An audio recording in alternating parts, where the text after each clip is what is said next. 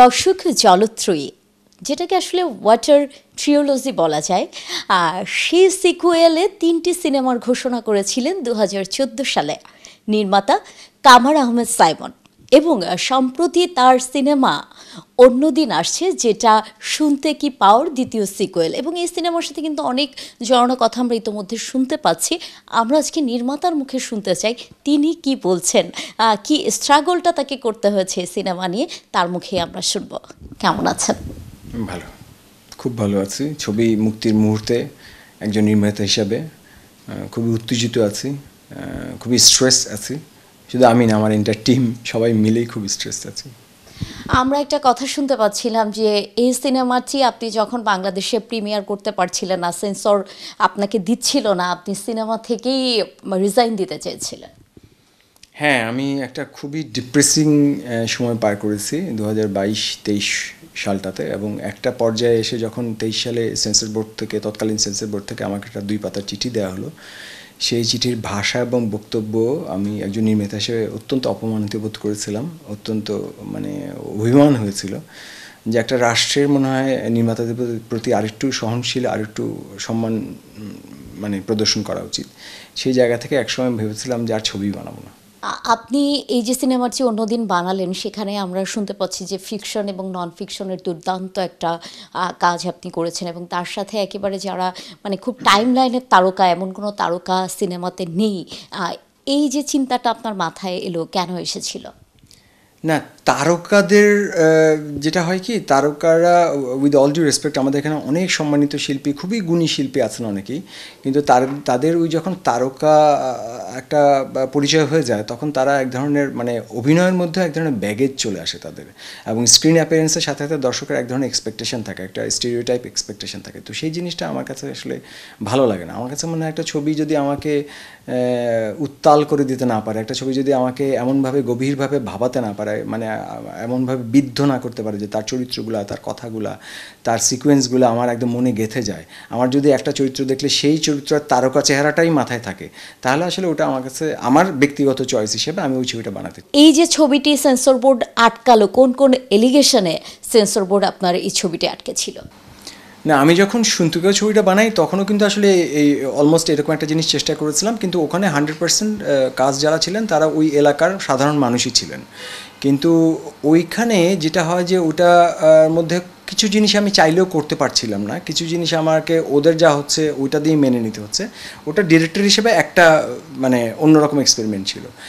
পরে স্বাভাবিকভাবে আমি নিজেকে তো রিপিট করতে চাই না, আমি প্রত্যেকবারে চাই যে নিজেকে কীভাবে ভেঙে নতুন করে নিজেকে আবার একটা নতুন চ্যালেঞ্জের মধ্যে ফেলতে পারি। তো সেই জায়গাটা থেকে আমি অন্যদিনের ক্ষেত্রে ভাবলাম যে যেহেতু সেটটাই একটা অ্যাবসার্ড সেট, যেখানে শুটিং করা প্রায় অসম্ভব, লাইভ সাউন্ড বা লাইভ ক্যারেক্টার নিয়ে ওখানে শ্যুট করা প্রায় অসম্ভব এরকম একটা সেটে করা, যারা ছবিটা দেখবেন তারা বুঝতে পারবেন ছবিটা দেখলে। তখন আমার মাথায় আসলো যে why don't I do almost everything that একটা সিনেমা ক্যান ডু। একটা সিনেমাতে কী কী হয়, একটা সিনেমাতে ফিকশন হয়, নন ফিকশন হয়, ডকুমেন্টেশন হয়, ডায়ালগ হয়, ক্যারেক্টার হয়, প্রেম হয়, ভালোবাসা হয়, ঝগড়া হয়, মারামারি হয়, সমস্ত কোনো কিছুকে নিয়ে কেন আমি খেলবো না একটা নির্মাতা হিসেবে? এটা নির্মাতার লোভ থেকেই করা, আর কোনো কিছু। নির্মাতার লোভ থেকে ভালো কিছু তৈরি হয়। ছবিটি 2 বছর সেন্সর বোর্ডে আটকে ছিল এবং আটকে থাকার পর অবশেষে মুক্তি পাচ্ছে।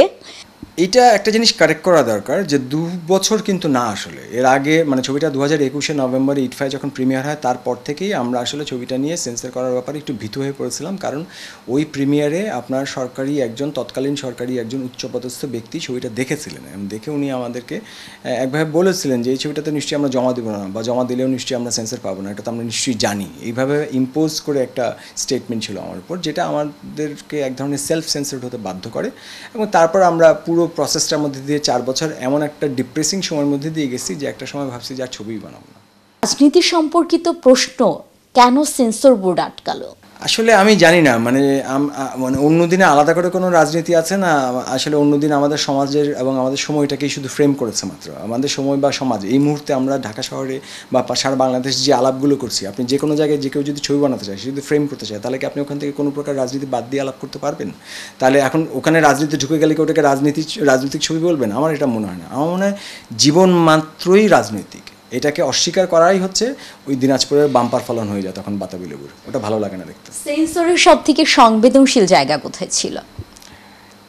সংবেদনশীলতার জায়গায় যদি বলেন, ব্যবহার, একটা সেন্সর বোর্ডের আপাদমস্তক যে ব্যবহার একজন নির্মাতার সাথে, এইটা আমার কাছে খুবই মানে পীড়াদায়ক এবং আমাকে ভীষণভাবে আহত করে একজন নির্মাতা হিসেবে। আমার কাছে মনে হয় যে এই সংস্থাগুলো তার নির্মাতাদেরকে আরেকটু সম্মানের সাথে মূল্যায়ন করা উচিত এবং নির্মাতাদেরকে আরেকটু সহনশীলতার সাথে দেখা উচিত। কারণ একজন নির্মাতা মাত্রই কিন্তু তার সময়কে শুধু রিফ্লেক্ট করে মাত্র, সে কিন্তু সময়কে আপনাকে আরোপিত করে না বা কৃত্রিম কোনো কিছু করে না। তো সেই জায়গায় সেন্সর বোর্ডের এখানে আমার মনে হয় একটা ক্রিটিক্যাল রোল আছে। ওয়াটার ট্রিলজির দ্বিতীয় ছবি হলো অন্যদিন, তৃতীয় কিস্তির চিন্তা কত দূরে এগিয়েছে? ওয়াটার ট্রিলজির আসলে থামবে না এটা আসলে, কারণ আমি যখন 2014 সালে ওয়াটার ট্রিলজিটা ঘোষণা দিই সুন্তিকটা রিলিজ করার সময়, তখন থেকে আমার মাথায় অন্যদিন এবং আরও কিছু জীবন, দুটো ছবি মাথায় ঘুরছিল। এবং আপনারা জেনে অবাক হবেন যে আমি অন্যদিনের শুটিং যখন করছিলাম তখন থেকে কিন্তু আরও কিছু জীবনের অনেক রিসার্চের কাজ শুরু হয়েছে। 2016 সালেই কিন্তু আরও কিছু জীবনের সেটে আমরা ঘোরাঘুরি শুরু করেছি এবং এখন পর্যন্ত কিন্তু মানে ওখানে ঘুরে বেড়াচ্ছি, কিন্তু ছবিটা শুরু করছি না, একটু সময় নিচ্ছি।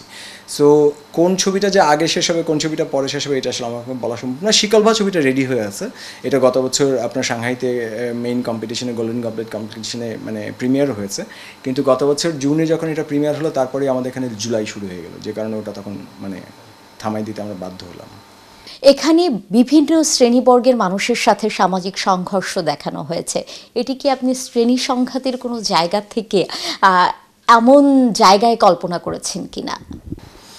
এই চরিত্রগুলো তো আমাদের আশেপাশেই থাকে, মানে আমরা তো রাত দিন ধরেন সোশ্যাল মিডিয়া বলেন, রাস্তাঘাটে বলেন, বাসে বলেন, ট্রেনে বলেন, সব জায়গায় কিন্তু দেখি ভিডিও ব্লগার, মানে এখন কিন্তু মেইন স্ট্রিম মিডিয়ার চেয়ে দেখা যাবে যে আপনার সোশ্যাল মিডিয়াতে এই ভিডিও ব্লগার বা একজন রিভিউয়ারের অনেক বেশি মানে প্রতাপ, বা কিছু কিছু ক্ষেত্রে তো অনধিকার চর্চাও করে ফেলেন অনেকে, মানে ডেস্ক সাংবাদিকতার নামে নানান রকম ট্যাগিং করে মানে নানান রকম মানুষকে প্রচ্ছন্নভাবে এক ধরনের ব্ল্যাকমেল কালচারও কিন্তু অদ্ভুতভাবে শুরু হয়ে গেছে। তো এইটা আপনি যখন একটা ছবি সময়ে বানাবেন, এগুলো বাদ দিয়ে তো ছবি বানাতে পারবেন না। আমি জাস্ট সময়ের চরিত্রগুলোকেই ফ্রেমে নিয়ে আসছি।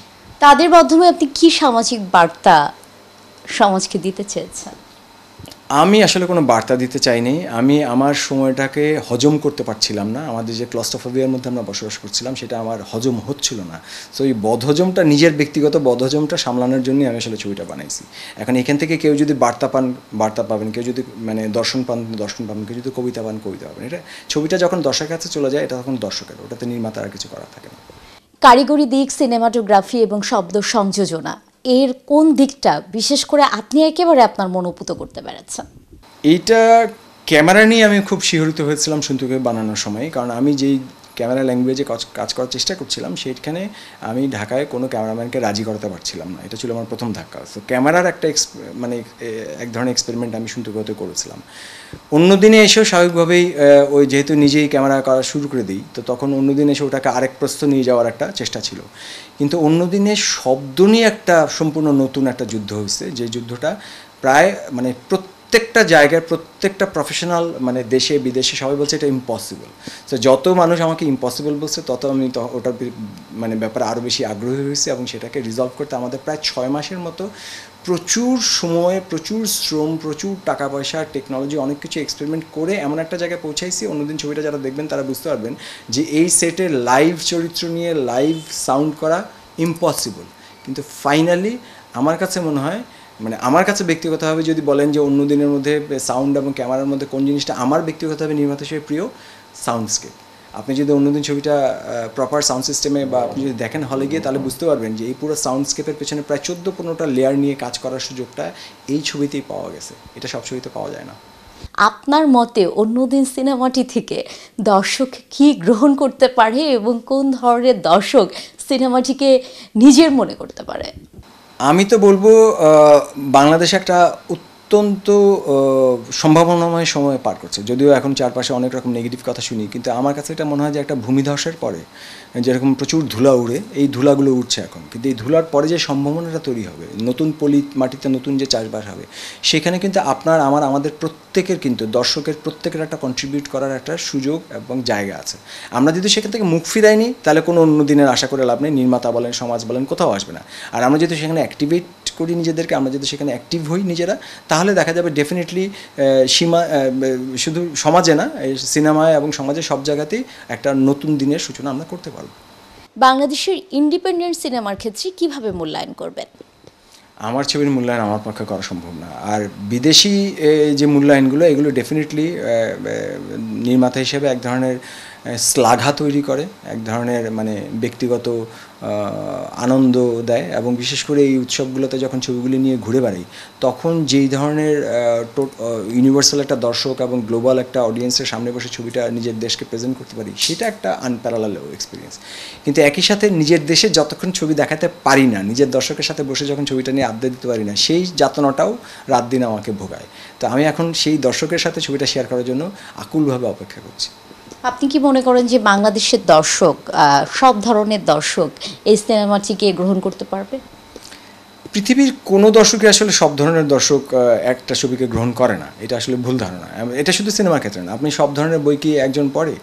ইলিয়াসের বই যে পড়ে, বা মাহমুদুল হকের যে শহীদুল জহিরের বই যারা পড়ে তারা কি আরও 5টা বই পড়ে, বা আরও 5টা বই যারা পড়ে? ধরেন হুমায়ুন আহমেদের অসম্ভব সুন্দর লেখা আছে, আমার খুবই প্রিয় লেখা, তো সেইগুলো কি আবার তারাও কি আবার সব পড়ে? আমি হয়তো অনেক মানে একটু মানে অমনিভোরাস, আমি প্রায় সব পড়ি। গোগ্রাসের প্রায় আমি মানে ঠোঙার মধ্যে যে লেখা থাকে সেটাও আমি পড়ি, মানে বাড়ি থেকে যখন ঠোঙায় লেখা আসে না মুড়িতে, সেটাও আমি বসে বসে পড়ি। এটা আমার একটা বদ অভ্যাস ছোটোবেলা থেকে।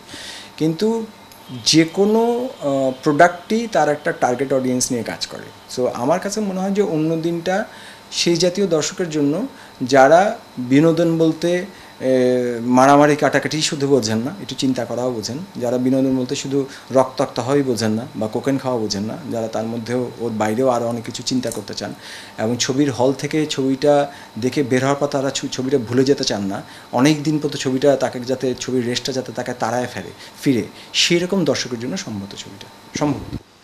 দর্শক, আমরা কথা বলছিলাম নির্মাতা কামার আহমেদ সাইমনের সাথে, এবং আমাদের বাংলাদেশে কিন্তু ফিচার সিনেমা ভীষণ কম নির্মাণ হয়।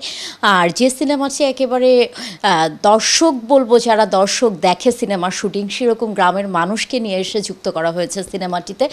সুমনা সুমি, ৭১, ঢাকা।